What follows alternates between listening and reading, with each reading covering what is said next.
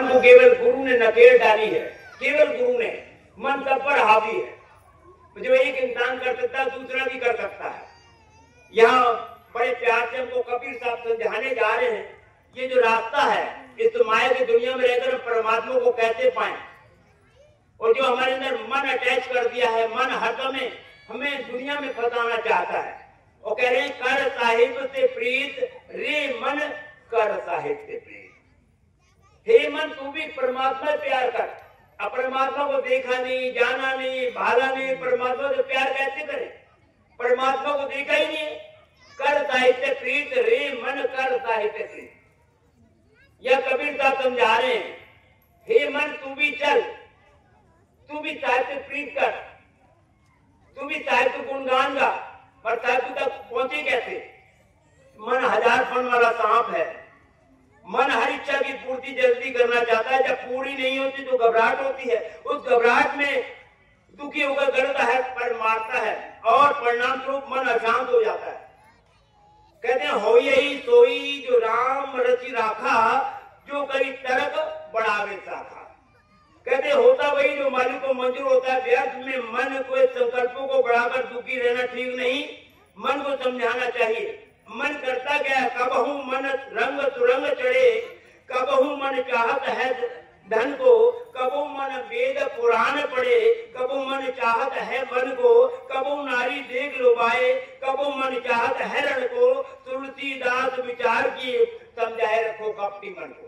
इसको समझा के रखो, इसको नाम के साथ जोड़ो, और मन नाम जपने लगेगा तो काम हो जाएगा। कबीर साहब ने यहाँ तो कह दिया, कबीर मन भूत समान है, दौड़े दात पतार, बांस गाड़ उतरे चढ़े, तब बढ़ जावे हार। और कबीर ये मन लालची, समझे नहीं गवार, भजन करन को आलसी, खाने को तैयार, खाने को होशियार। यहाँ पर कह रहे मन बहुत लालची है, खाने की तरफ ध्यान है पर भजन की तरफ ध्यान नहीं है। मन के लिए बताते हैं, एक जवान लड़का, माँ ने पढ़ाया लिखाया, अपनी जमीन बेच के पढ़ा लिखा दिया, ग्रेजुएट हो गया। अब एक कोठी रह गई अम्मा के पास, और लड़के 2 साल से नौकरी नहीं मिली, ऐसी घूम रहा है, बाल बिखरे हुए हैं, कपड़े गंदे पहने हुए से जा रहा है। तो बोतल पड़ी, सोचता बोतल पानी भर के पी लिया करूंगा। बोतल उठाता है, बोतल का ढक्कन खोलता है, उसमें जिन्न निकलता है। हा, हा, हा, हा, हा, हा। बोतल गिर जाती है डर के मारे। जिन्न कहता है, अरे मेरे आका, मैं 40 साल से इस बोतल में कैद था, तुमने मुझे आजाद कराया, बोलो मेरे आका क्या हुक्म है? अब सोचता है मेरे पास मकान नहीं है, छोटी कोठरी है, मैं से कहता हूँ 5 मंजिल का मकान बना दो, बना देगा 2-3 साल में। अरे 5 मंजिल का हमें भी मकान बना दो। जिन्न तो जिन्न है, मुझे 5 मंजिल मकान खड़ा कर दिया। बड़े हैरान, 5 मंजिल का मकान जिन्न ने खड़ा कर दिया। अब वो कहता है, जिन्न कहता है, मेरे आका मैं 40 साल से बोतल में बंद था, तुमने मुझे छुड़ाया, बोलो क्या हुक्म है? हमारे पास धन नहीं है, जितने बक्से अलमारियां सब भर दी। अब बोले आप क्या हुक्म है? कार नहीं है, कार ले दी। अब जो वो बोले फौरन वो जिन्न दे दे। एक दिन जिन्न कहता है, मेरे आका मुझको भूख बहुत लगती है, मुझको काम देखते रहना, और काम तुम नहीं दोगे मैं तुमको खा जाऊंगा। जब तुमको खा जाऊंगा, लड़के ने गुरु धारण किया हुआ था। गुरु जी बचाओ। क्या हुआ बेटा? बैठो, चाय पी लो, खाना खा लो। अरे आपको खाने पड़ी है? अरे जिन हमको खाई ली। क्या हुआ? अरे ऐसे थे, हमने बोतल फोड़ी, जिन निकलो। अब जो कहते हैं वो फौरन देवत है, जो कहते हैं फौरन देवत है। हम कागरे, हमको बचाओ, बैठे तो। कहते जब इंसान के सामने सारे दुनिया के रास्ते बंद हो जाते हैं, जब अपने भी दरवाजे बंद कर लेते हैं, अपने भाई बहन भी छोड़ देते हैं, अपने बाल बच्चे भी छोड़ देते हैं, तो एक रास्ता रहता है गुरु का दरबार, गुरु की चौखट। वो गुरु का चौखट पर जब आप जाओगे वो नहीं मना करता, वो ही नहीं देता। गरीब है, अमीर है, छोटा है, बड़ा है, अच्छा है, बुरा है, पढ़ा लिखा है, अनपढ़ है, वो फौरन गले लगाता है। लड़के ने प्रार्थना करी, कुछ तो उपाय करिए। तो कहने लगे ठीक है बेटा, एक काम कर, जो 5 मंजिल का मकान बनाकर जिन्न ने दिया है, उसके सामने खंबा गाड़ दे लोहे का, उससे 2 फीट ऊंचा। अब वो कहेगा काम दो, कहने पर चढ़ो उतरो, चढ़ो उतरो, चढ़ो उतरो, उसको काम मिल जाए, वो खाएगा नहीं। बोलो गुरु महाराज की। ऐसे हमारे अंदर मन रूपी जिन है, हमने मन रूपी जिन को नाम के खंभे पर चढ़ाना है, नाम रूपी रस्सी पकड़ानी है, ताकि मन नाम जपने लगे और तब विचार भेजना बंद कर देगा और जिस काम को हम करने आए हैं वो काम हम कर लेंगे। कर साहित्य प्रीत रे मन, कर साहित्य प्रीत। यहाँ पर कबीर साहब मन को संबोधित करे, हे मन तू भी साहित्य प्रीत कर। और कहते हैं ऐसा समय बहुर नहीं पई अवसर बीत। कौन से समय की बात कर रहे हैं? गोल्डन अपॉर्चुनिटी, ये सुनहरा मौका है। ये आत्मा के लिए मनुष्य चोला दिन निकला हुआ है, आत्मा के लिए सूरज निकला हुआ है। और कह रहे हैं ऐसा समय बहुर नहीं पई अवसर बीत। 84 लाख जिया जो में सर्वोच्च योनि है मनुष्य चोला। ये ऐसा मौका दोबारा नहीं मिलेगा। यही अवसर मौका जो मिला है निकल जाएगा, तो क्या करें? श्वास श्वास प्रभु के नाम का सिमरन करें, श्वास श्वास प्रभु के नाम का सिमरन करें। हर तक गुरु के नाम नहीं मिला तो हर समय जपें, एक श्वास भी हमारी खाली न जाए।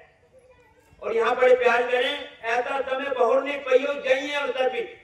ये मौका जो सुनहरा मौका मिला है ये निकल जाएगा। ये मनुष्य चोला जो मिला है 84 लाख योनियों में सर्वोच्च योनि है। इसको नर नारायणी देख आ गए, इसमें आत्मा भी है परमात्मा भी है।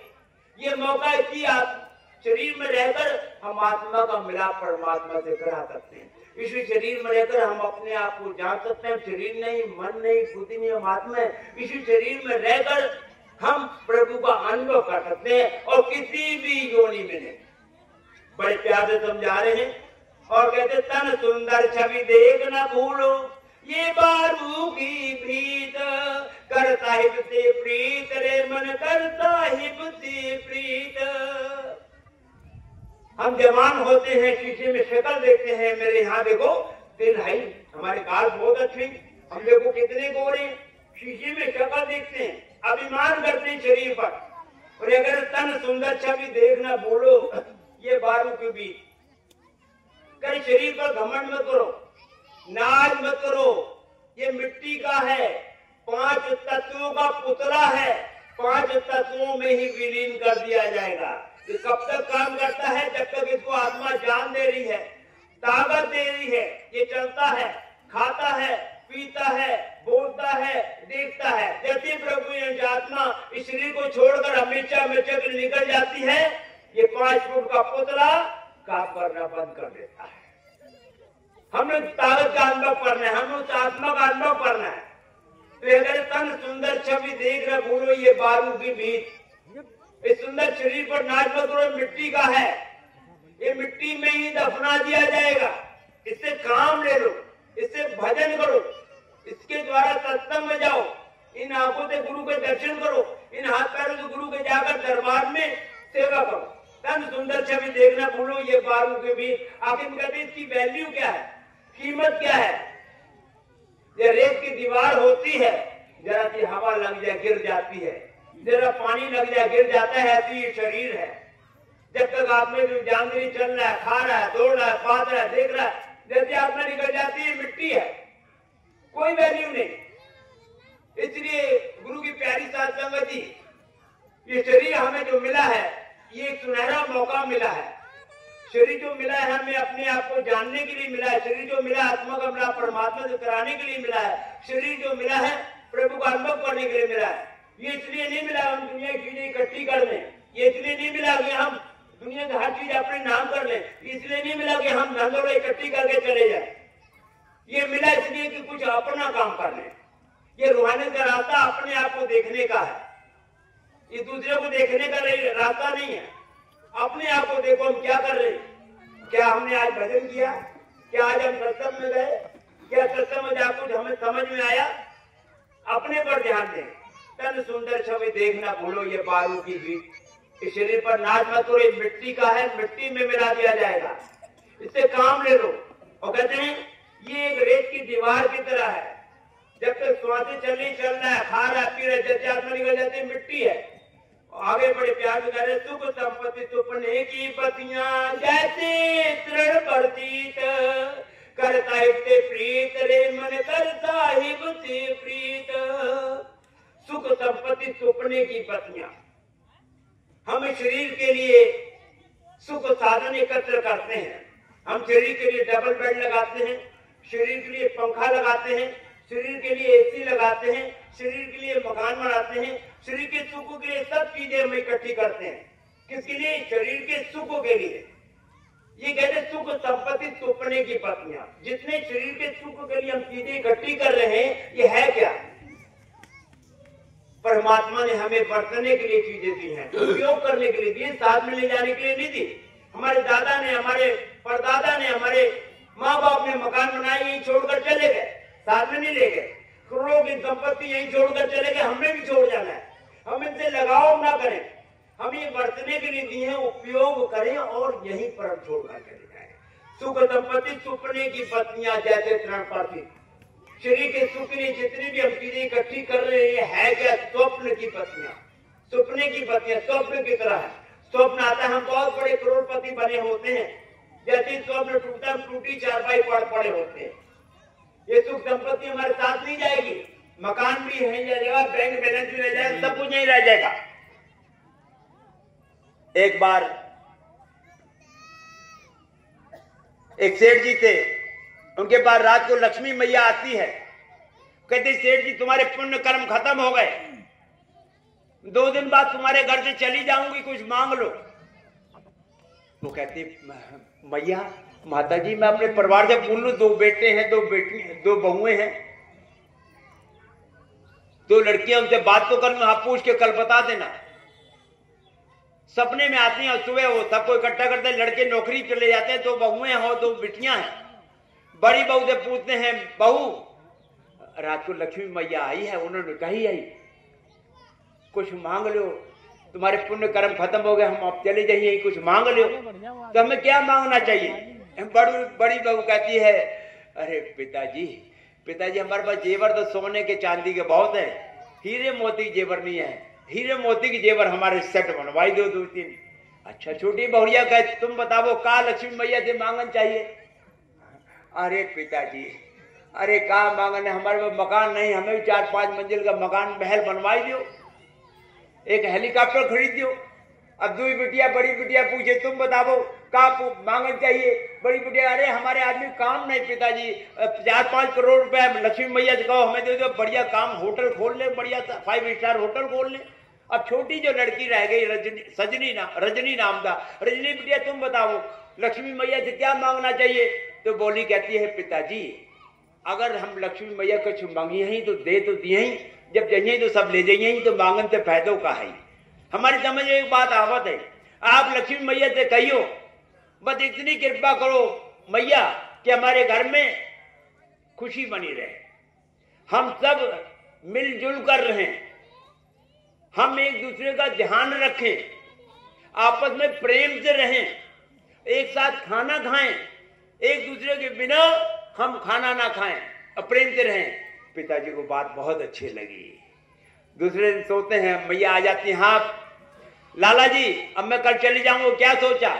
अरे बड़ी बहू कहती ये चीज चाहिए, छोटी बहू कहती ये, बड़ी लड़की कहती है, छोटी लड़की बात हमें समझ आई, क्या कहा? लक्ष्मी मैया ने कहा, क्या कहा छोटी बिटिया ने? वो कहती है और कुछ दी है लक्ष्मी मैया तो वो जाइए तो सब ले जाइए, तो ऐसा करो उनसे कहो कि हमारे घर में प्रेम रहे, ऐसी कृपा करो, हमारे घर में सब एकजुट होकर रहे, एक दूसरे से हम कलह ना करें, एक दूसरे मुंह ना मोड़े, इकट्ठे बैठकर भोजन करें, सब आपस में प्रेम करें। तो लक्ष्मी मैया क्या बोलते हैं, अरे जब तुम प्रेम से रहोगे तो हम तुम्हारे घर से जाइए ही नहीं, हम तुम्हारे घर हमेशा रहिए। बोलो गुरु महाराज, हम भी सब प्रेम से रहें, लक्ष्मी मैया बात करें, हम सब प्रेम से रहे, गुरु महाराज खुश होंगे।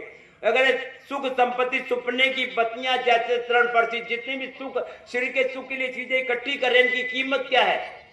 ओस की बूंद घास पर आकर रुकती है और थोड़ी देर में धूप निकलते ही घास से ओस की बूंद गिर जाती है, बस इतनी सी कीमत है, बस इतनी सी कीमत है सुख संपत्ति चीजें जितनी इकट्ठी कर रहे हैं। हमें क्या करना है? हमें नाम रूपी धन इकट्ठा करना है, हमें नाम से जुड़ना है, हमने नाम का जाप करना है। और बड़े प्यार से हमको समझाए रहे हैं, सुख संपत्ति सुपने की बत्तियां जैसे तृण परसी।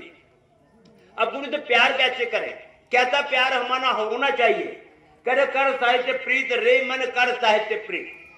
प्रीत और प्रतीत हमारी कैसी होनी चाहिए?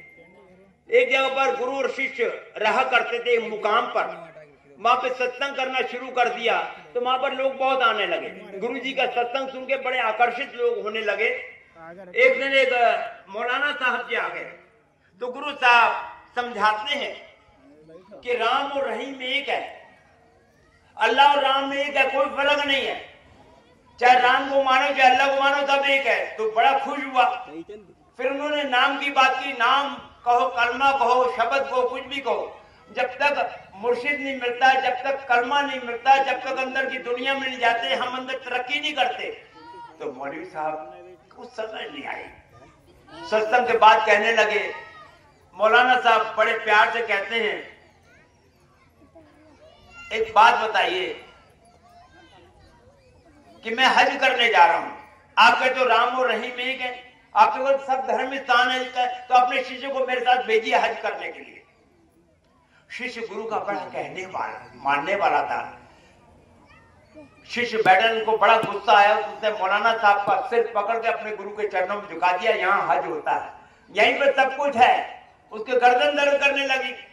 फिर वो कहता है नहीं, अपने शिष्य को भेजिए। तो गुरु जी कहते जाओ बेटा, 2 कपड़े डालो, इनके साथ हज करके आओ, वो भी पवित्र जगह है। तो वो गुरु जी का शिष्य मौलाना साहब के साथ हज करने के लिए जाता है पानी के जहाज में। थोड़ी दूर पानी का जहाज चलता है, भूकंप आ जाता है, लहरें उठती हैं, जहाज के टुकड़े टुकड़े हो जाते हैं, सब मर जाते हैं। वो लड़का एक तख्ते पर बैठा हुआ है, एक जहाज का टूटा तख्ता उसको पकड़े बैठा है, हिल रहा है, सर्दी के दिन है। बताते हैं जहाज पर बैठा है, हिल रहा है, सर्दी के दिन है। तो एक हाथ निकलता है, कहता है बेटा मेरा हाथ पकड़ो, मैं तुमको निकालूं, ले चलूं बाहर, तुम सर्दी है, तड़प रहे हो। आप कौन है? मैं पैगंबर हूं, मैं तुमको बचाने आया हूं। तो लड़का क्या कहता है, नहीं नहीं नहीं, मैंने तो अपने गुरु को देखा है, मैं तो अपने गुरु की पगड़ी भी देखता हूं तो मेरी रूह उछलने लगती है, मैं तो गुरु के दूर से पगड़ी देखता हूं तो मेरे अंदर खुशी पैदा हो जाती। नहीं नहीं, मैंने तुमको नहीं, मैं तुम्हारा हाथ नहीं पकड़ सकता। वो हाथ छुप गया, दूसरा हाथ निकला, बेटा अब तुम भीगे हो, सर्दी में कांप रहे हो, मेरा हाथ पकड़ो, मैं तुमको निकाल लूं। आप कौन है? मैं खुदा हूं। कहते मैंने खुदा को तो देखा ही नहीं, मेरा खुदा तो संत राजेंद्र सिंह महाराज है, चलता फिरता खुदा है। उसकी एक नजर पड़ती है हमारे सारे कर्म कट जाते हैं, उसकी एक नजर पड़ती है हमारे सारे पाप कट जाते हैं। जब उससे कहा वो भी नहीं, तो फिर वो हाथ भी छूट गया, तीसरा हाथ फिर निकला, मेरा हाथ पकड़ो, मैं तुमको बचाऊंगा। आप कौन है? मैं तुम्हारा दादा गुरु हूं, मैं तुमको बचाने हैं, मेरा हाथ जल्दी पकड़ो। कहते मैंने दादा गुरु को तो देखा ही नहीं, मैंने तो अपने गुरु को देखा है, मैं तुम्हारा हाथ नहीं पकड़ सकता।